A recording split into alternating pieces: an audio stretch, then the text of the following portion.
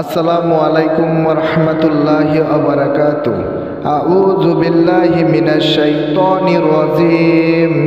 বিসমিল্লাহির রহমানির রহিম। আল্লাহ পাক রব্বুল আলামিন কুরআনুল কারীমের মধ্যে আমাদেরকে আত্মশুদ্ধি করতে আদেশ দিয়েছেন। একটি সূরার মধ্যে বলেছেন, যে নিজেকে পবিত্র করে সেই পবিত্র। কুরআন।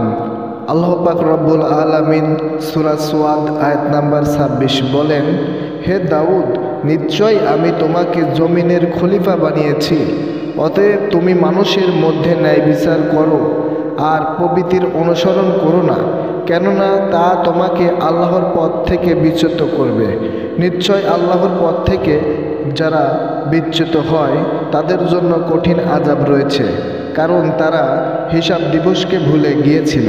আল্লাহ পাক রব্বুল আলামিন যারা অজ্ঞ এদের খেয়াল খুশির অনুসরণ করতে নিষেধ করেছেন। সূরা আল জাসিয়াহ আয়াত নাম্বার 18। তারপর আমি তোমাদেরকে দ্বীনের এক বিশেষ বিধানের উপর প্রতিষ্ঠিত করেছি, সুতরাং তুমি তার অনুসরণ করো, এবং যারা জানে না তাদের খেয়াল খুশির অনুসরণ করো না। আল কুরআন।